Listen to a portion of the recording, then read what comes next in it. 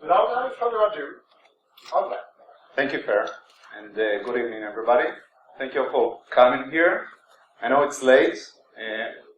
It's challenging for me because I'm coming from Israel, so it's 4 a.m., 4 a.m. in Israel, and I'm a bit jet lagged. Some of you as well, but we are going to make it through. So we are in Vegas, and I would like to start with stories that is relevant to what's going on here.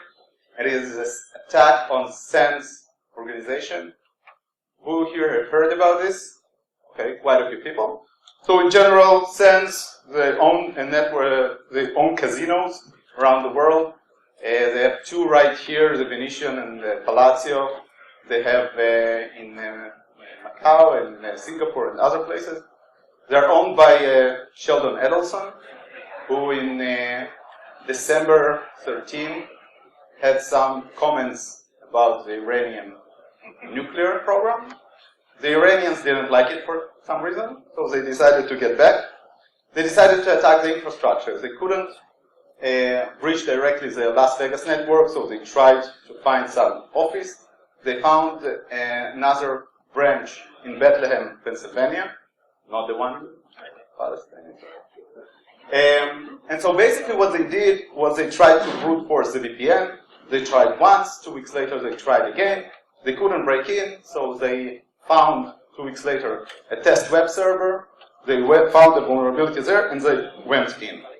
Once inside the network, they were able to detect a credential used by a systems administrator who connected from the main network here in Vegas, basically left his credentials behind. We're going to touch on that later, on a machine in that branch, and they were able to hijack this credential and get back into the main network. And from there, it's like any other malware worm, just compiled it inside the network.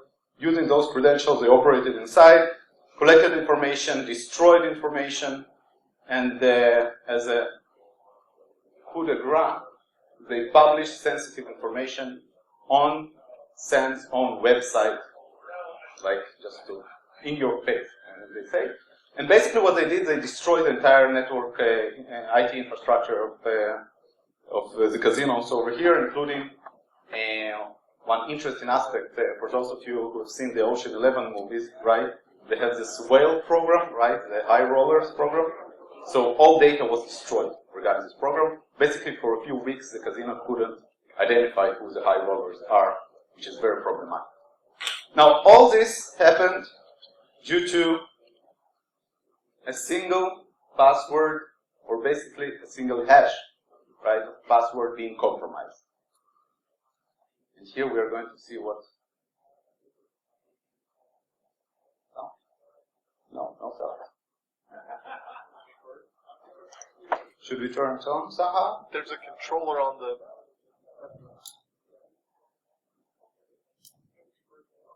Let's try this again. Eugene. Once again. Good morning, gentlemen. Please be seated. I see we're still dressing in the dark, Eugene.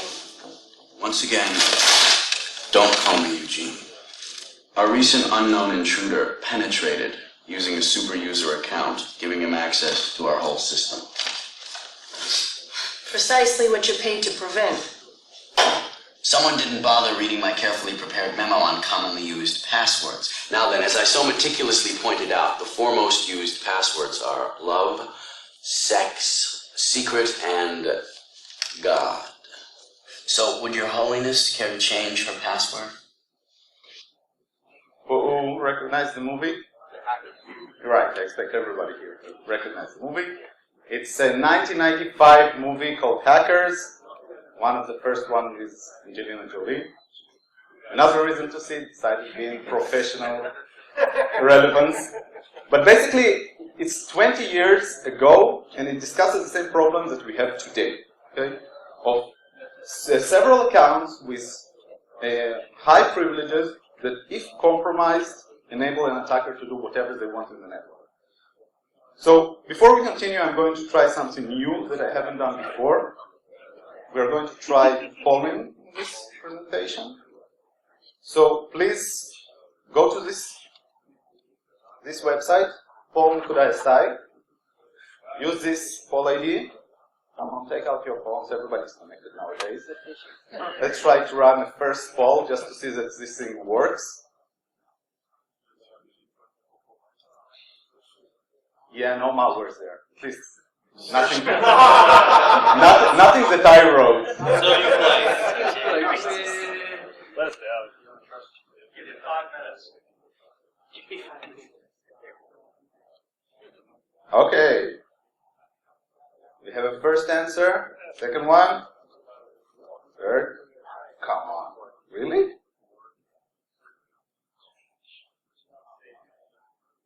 Ten. 9, 8, 7. Somebody chose black hat. I'm really surprised.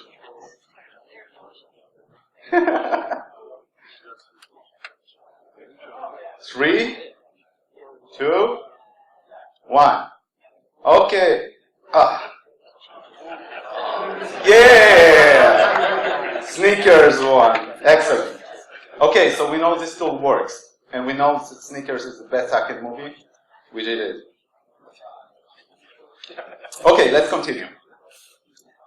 So, the privilege escalation cycle, and this is what we are going to discuss here. Basically, it works this way. The attackers get in, they compromise some device which has some credentials, they use those credentials, they retrieve those credentials, they use them to operate inside the network. Usually it is to gain access to another location with higher privilege credentials. They steal those, and the cycle repeats itself, spiraling, until the attackers get sufficient credentials that will enable them to get to their goal inside the network. It's important to know that the credentials that we are talking about here can be both user credentials, but they can also be application credentials, right? Services, application server, every application, every VM, virtual machine, every hypervisor has a built-in account with the highest privileges for it, and there are many network-level accounts, including personal administrative accounts, and our research shows that there are usually 3 to 4 times as many privileged accounts in an organizational network as there are user accounts, okay? So, and I'm talking here to people who understand this concept, right, because every hypervisor, as I said, has those accounts. Sometimes people, when I present this, find this surprising because they're saying, but we don't have that many administrators. Okay, but you have much more devices. And so when we discuss what the attackers are looking for, they are basically looking for any account that will grant them access, and they don't care about Andrey's account, right? If Andrey's account is the right account, excellent. If it's some other account, whatever. I don't try to specifically impersonate Andrey unless I want to frame him for days. Okay? Almost goes back to the hacker moment. We have, actually it's way before, right? We have a machine on which all domain users are defined as power users. Okay, so basically any domain account is a privileged account of that machine, which is also wrong configuration. And we even have an application account whose password, I'm sorry for you guys behind, is written in the account description. Yeah, so, you know, if you ever need the password, it's right there in the account description. Actually, the interesting secure stuff here is for the security control. Let's see that. Okay, so one of the things that we can do with DNA is detect the presence of credentials on one machine that would enable compromise of another machine on which that account has high privilege. Okay? So what we ask ourselves in this research that I'm about to present is how many machines endanger the entire network. Okay? And we are in Vegas, so basically the question is, how lucky must an attacker get with their initial compromise in order to be able to compromise from that machine the entire network? And the way we do it is we take a machine, we see to which machines an attacker would be able to access by compromising the credentials on this machine, and then we go forward and we say, okay, there are more credentials here, what machines, what additional machines can be compromised from there, and we count all those machines, okay? So this machine is able to compromise if this is the entire network. This machine can compromise 6 more machines. The metric that we define is a highly threatening machine. The highly threatening machine is a machine that would enable the compromise of over 80% of the network. It doesn't necessarily have to be all the network. So what are, if those 5 machines are the entire network, who are the highly threatening machines here? Okay, somebody? Okay. This one is clearly highly threatening, right?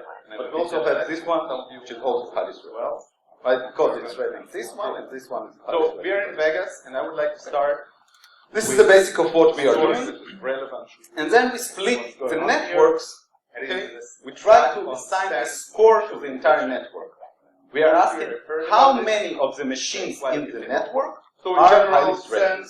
So if there are very few highly threatening machines around the world, we're saying, okay, it's a fairly safe network. If there are a medium number of highly threatening, medium.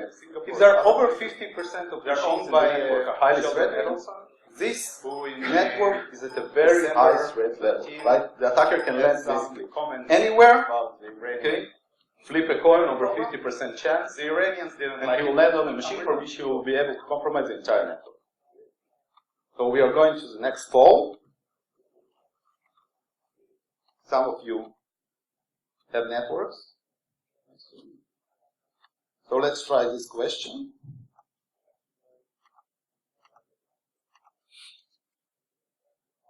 What is the level of exposure of your networks? Okay, is it high risk, medium risk, low risk? Okay, the first answer was an honest one.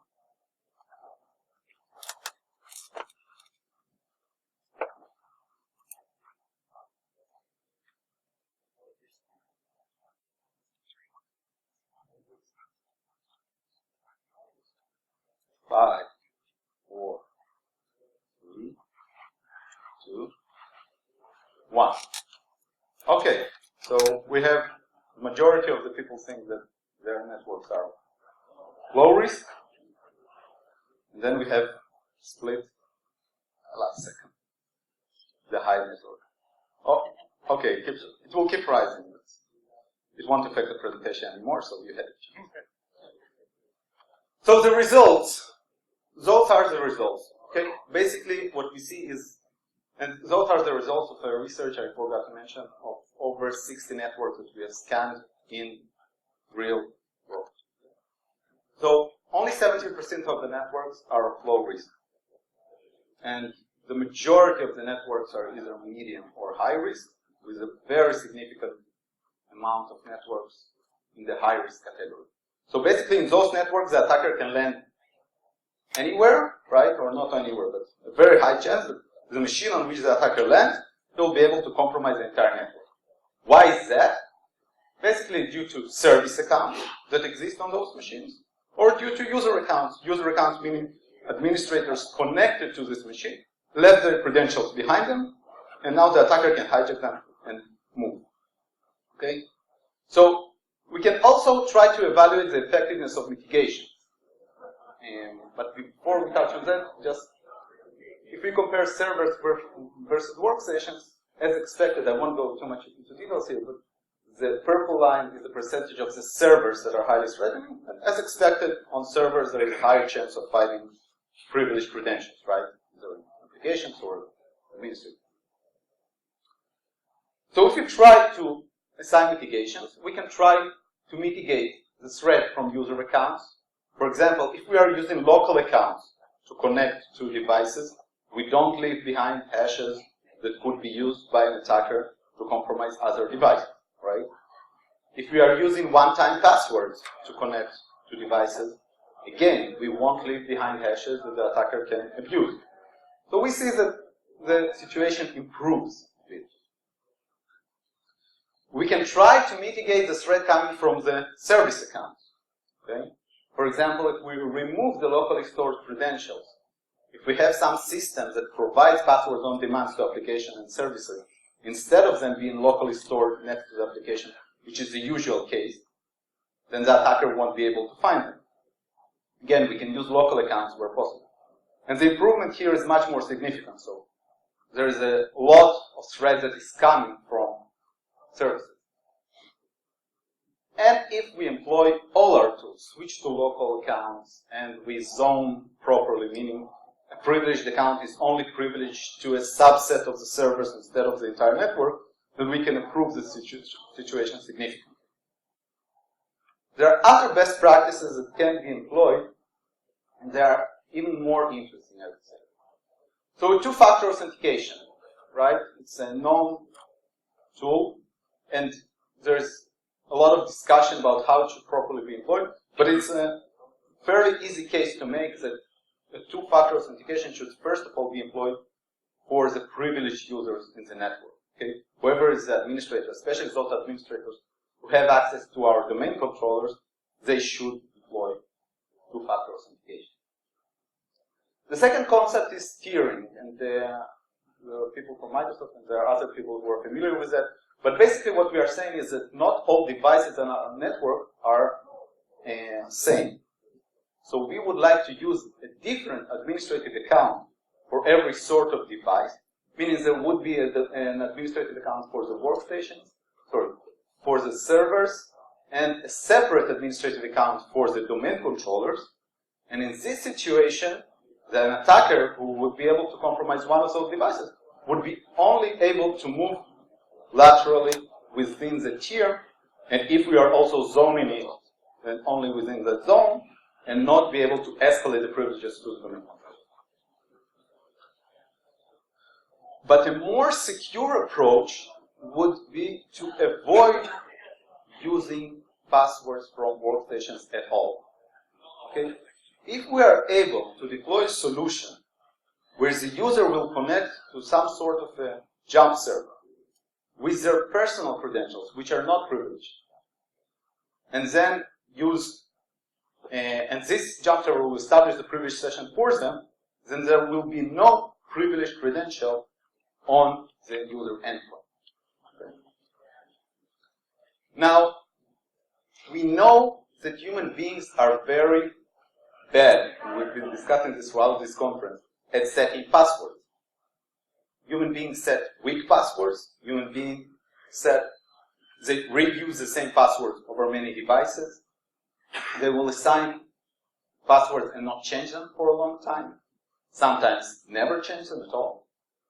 They will use global passwords that are applicable to many devices.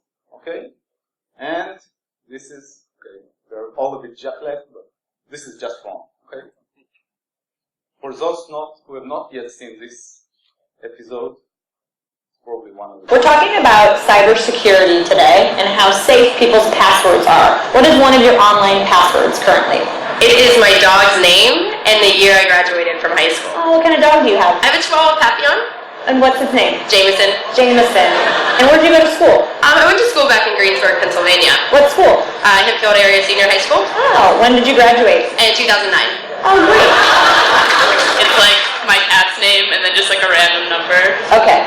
Has you had this cat for a while? Yeah, she's my childhood pet. Aw. And what's her name? Her name is Jolie. Jolie. So like a password of yours would be Jolie and then a number. Yeah.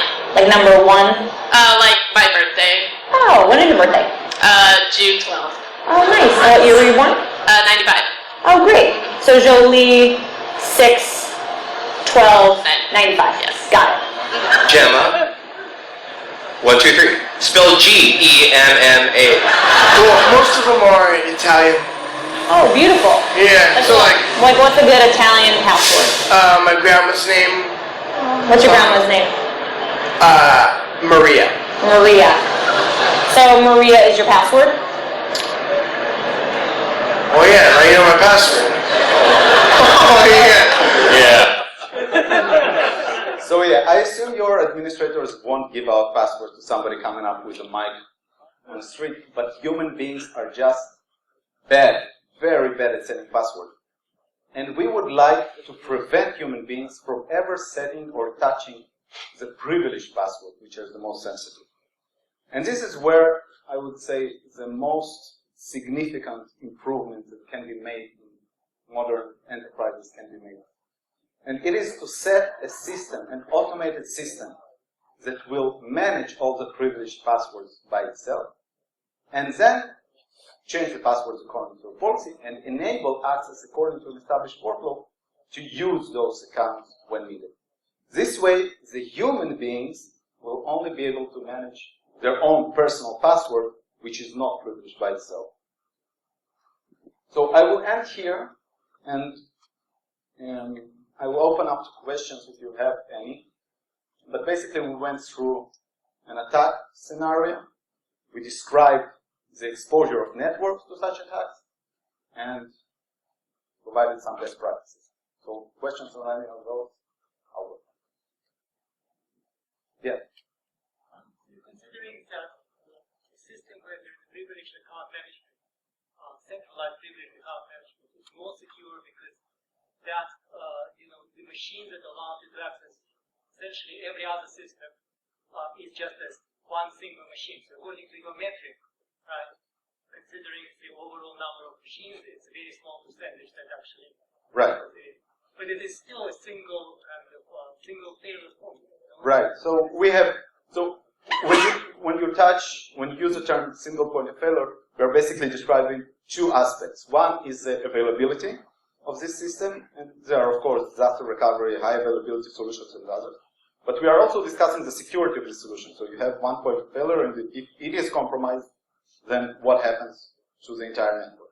And basically here we have a conceptual issue, right? Whether it is easier to protect hundreds of endpoints, each of them using an administrative account, or to have a one highly secure solution, okay, on which we can employ all our security understanding and our detection mechanisms to avoid such compromise.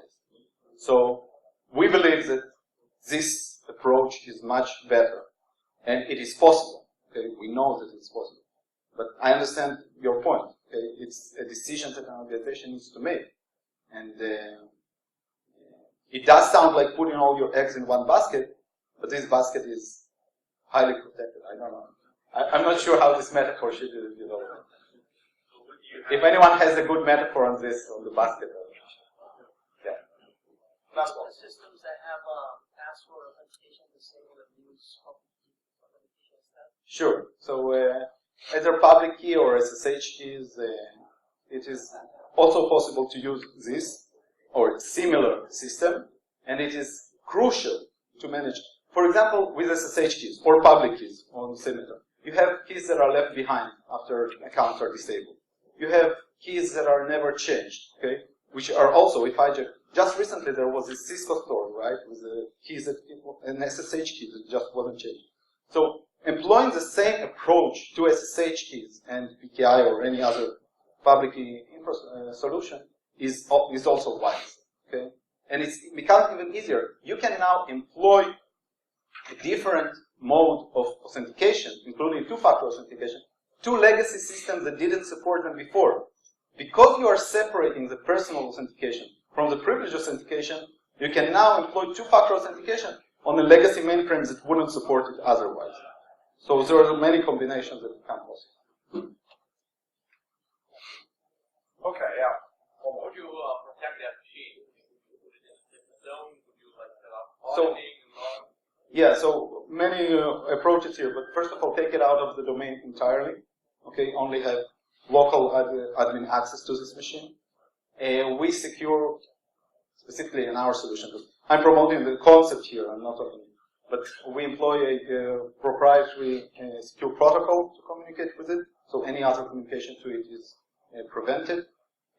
Local security controls, including strong encryption on the storage itself, and there are several other controls.